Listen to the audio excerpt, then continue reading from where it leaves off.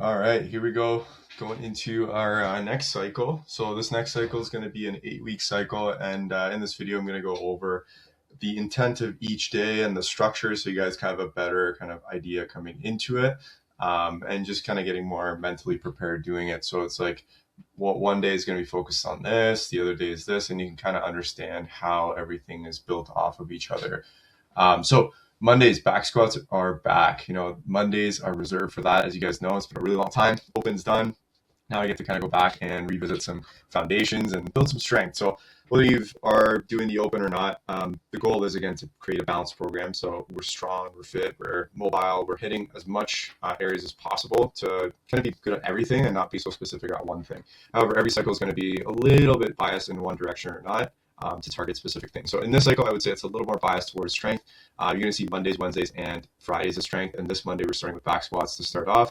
How this works is that we're going to do 3 sets of 5, gradually building up to a weight that kind of feels like something that we can do 3 or 4 more reps of. So the first week is really just like dipping our toes into this program, getting back squats back into the cycle of things again. So the first part is build and prep, 3 sets of 5 increasing weight, and then 5 sets of 5 all at 3 to 4 reps in reserve, which means that the weight that you choose, once you finish that set, you can complete another 3 more or 4 more reps after each set. So we want to keep that fairly light in the first one, and every week we're going to gradually build up from there.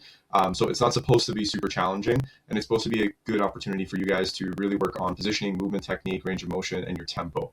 As you can see in the notes, if you check all of those off, then it makes sense to add weight and then try to repeat the process. Do I have good positioning? Do I have good technique, range of motion, and I'm keeping the tempo? Those are all key pieces. So don't get caught up with the weights. Make sure your movement is there before you start to add weight. So part A, increasing, kind of warming up. B, actually all working sets around that 3 to 4 reps in reserve. Then our WOD to finish off. We're going to be working on a little bit of strength, a little skill, and endurance. We got 30 right side kettlebell Russian swings, and then that should actually say, oops, I don't know why that went missing, but it should go like this. So we're going to start with 30 left side Russian kettlebell swings, then 30 right side kettlebell swings there, and then, oh, no, sorry, whoops. Actually, take that back. Now I remember how I did this. Yes, there we go. I was going to say it looks off, but now I see the pattern. I wrote this a long time ago. Okay, so yeah, 30 right side kettlebell Russian swings, 90 double unders, 30 left side kettlebell Russian swings, and then the second wave is going to be 20, 75, and 20, then 10, 50, and 10. So the idea here is that we're kind of challenging one side at a time, which is going to activate different areas of our body. Our core is going to work a lot harder to kind of maintain good positioning.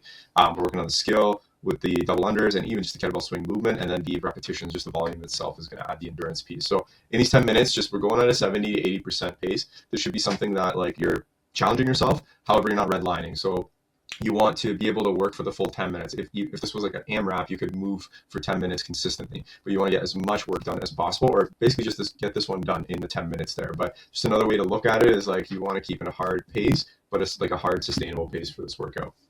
So that's Monday. Tuesdays are going to be our conditioning days going forward. So we're going to work on building some more endurance on these days.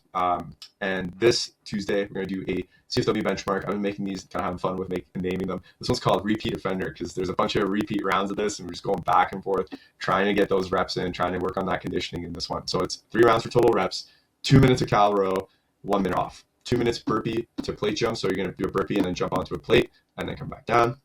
And then 1 minute rest after those 2 minutes. Then 2 minutes of wall balls, 1 minute rest, and then rinse and repeat. So you're getting a repeat every round there. Goal is to keep the reps consistent from round to round. And this is going to be a benchmark we hit again in the future to see how our endurance is coming along. So good test of fitness here.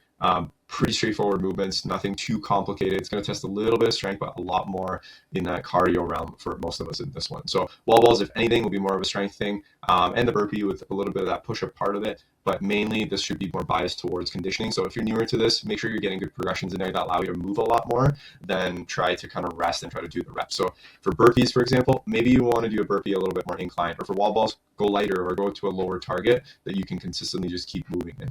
So that's Tuesday. We're going to hit a benchmark this week so that we have something to look back at and repeat again in the future. Wednesdays are going to be our next strength day. We're going to work on, not conditioning, but gymnastics on this day. We're going to work on our gymnastic strength.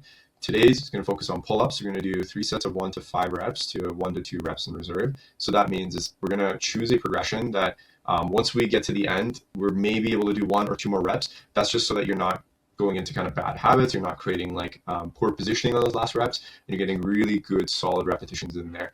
You're gonna do 1 to 5 reps. So wherever that progression lands, maybe it's 2 or 3, maybe it's up to 5. If you hit 5 and you still can do like another 3 or 4 more reps, make the pull-up progression a little more challenging. You can take it in different directions. You can make it a weighted pull-up. You can make it an L pull-up. Those are kind of different directions you can take it with for the pull-up there. After that, part B is more about kind of building some more stamina in those pulling muscles, like the biceps, the lats. So we're going to do 3 sets of 10 to 20 reps to 1 to 2 reps in reserve. Very similar again, but more repetitions just to build up more of that resilience in those muscles to be able to take on more. So every 3 minutes, you're going to be doing a set here for both for the pull-ups and for the horizontal ring rows. So just on a clock there, that you're going to consistently follow.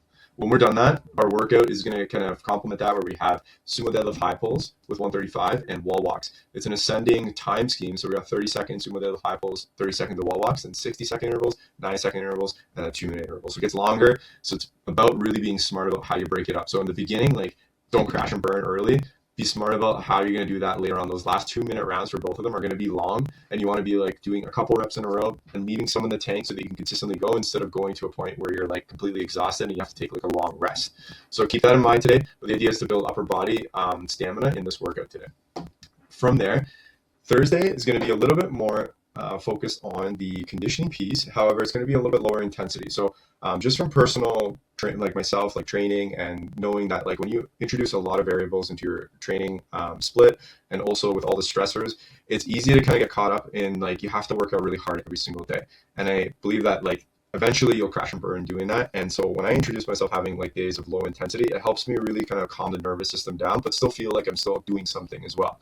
So Thursdays are kind of meant for that. This is going to help you build your, first of all, your cardio. So it's not like you're not doing anything, but it's at a steady pace. It's a consistent pace just to give your body a little bit of a break so that you're not redlining across the week, especially for those that are doing more 4 or 5 days in a row. This day is just like, hey, come in, actively move, get your body moving, but we don't want to tax it super hard that you feel like you have to get like a lot of rest or you have to eat to really recover from those workouts. More of those Monday, Tuesday, Wednesday workouts are more to kind of like challenge the nervous system, and I put in Tuesday and Thursdays as more conditioning days for you guys so that you can kind of let the body rest a little bit from the weightlifting, because that takes a lot of energy from the body. So there's a little bit of strategic balancing of the stressors across the week, and Thursdays is really kind of more of a lower intensity day. So go in with that intent, but it's not a day that you're just like not doing anything. It's meant to actually even help with the recovery process, to help you guys kind of get back into training and get into it more effectively. So Thursday, this one's a 40-minute at a steady pace, 2 rounds at 10 minutes on the bike at 60-70%, and then 10-minute row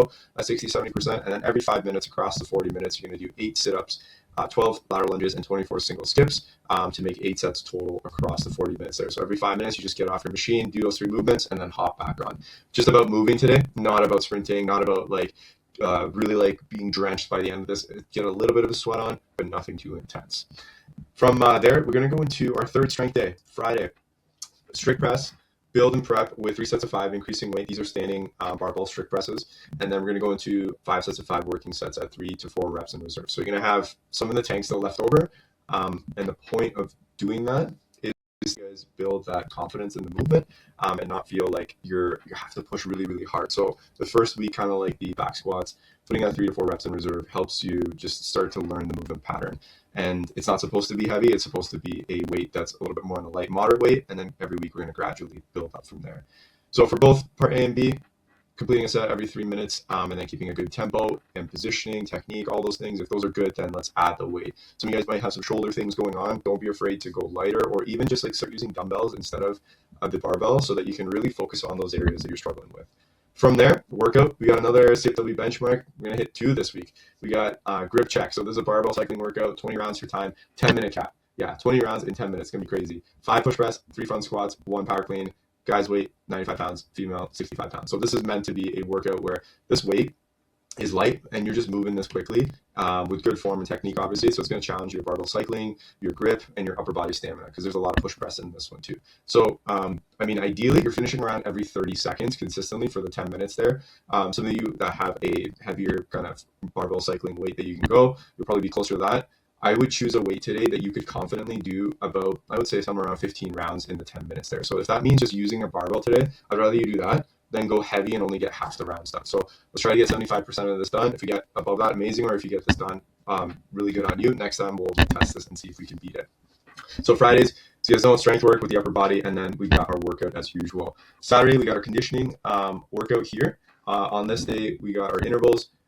This day is like kind of like the Tuesday workout, but it's a little bit different. These conditioning intervals are going to look a little different. The ratios are going to look different. So we got a kind of 2-to-1 work rest ratio here, or 1-to-2, the other way around. 6 minutes on, 9 alternating dumbbell snatches, and 6 cal row. You're going to go for as many rounds as possible in the 6 minutes, and I'm going to rest 3 minutes. Then we do the same thing for station B, 6 minutes on of 12 alternating dumbbell power cleans, 9 cal bike, rest 3 minutes, and then station C, AMRAP 6 of 15 overhead dumbbell lunges. You can hold the dumbbell however you want. You can go one arm, both arms, just like you can alternate whatever you like, but it's just one dumbbell, and then 12 box shoves. So the goal of this one, again, is just like get the heart rate up, get yourself moving consistently for those 6-minute blocks, and then let yourself rest for those 3 minutes before you hit it hard again. But we're not going at an all-out pace, roughly at 70-80%. That means that you still have some in the tank. Let's say once you get to that 6-minute mark, you could do maybe another 3 more minutes. But that would be tough. Like that would be just like emptying your tank if you went for another 3 more minutes after the 6. So that's kind of a way to kind of gauge that intensity for each round. And you want to feel like you got the most out of it with knowing that you still have intervals left to do after that. So especially when you do part A, make sure you're good to go into that part B. You're not emptying the tank completely for station A before you go into station B. So that's the theme of Saturday. We're going to build the conditioning in different kind of intervals, make them fun, and really challenge that.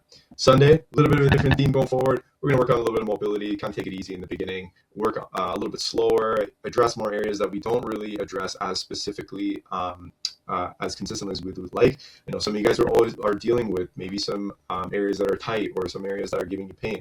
Well, Sundays are going to be about kind of taking it a little bit slow Sundays, just work on a little bit of that mobility. Today specifically is going to be focused on the hip mobility. We're going to work on some banded stepping lunges and banded stepping lunges with a variation of pressing out. I'm going to have a video on that to guide you. A lot of those videos are going to be kind of concepts or inspirations from Z Health that I've taken, and I actually work with one-on-one clients to help them do that. So today when you guys do this, test it for yourself too as well. As you can see in the notes, like test squats, test lunges, any hip movements. Even if you don't have any pain, like test some like ranges that maybe you're tight in, and then see how it feels after you do these 3 sets today. So that's always going to be the focus of the first part, and then the WOD is going to be something to just get going, something straightforward. This one's for time, 20-minute cap, 200-meter row, 20 med ball Russian twist, 400 and then 40, 660, and then 800 and then 80. So a good little workout with some core built in and some endurance work. Feel like you get something in for this day, just get the body moving, and then a nice fresh start for the next week. So hopefully that helps you guys, give you a sense of what to expect in this next training cycle. As always, like read the notes, make sure your head is in the game of what you're focusing on that day so that you get the most out of every training bout or training session. And then other than that, guys, we'll see you guys at the gym. Have a good one.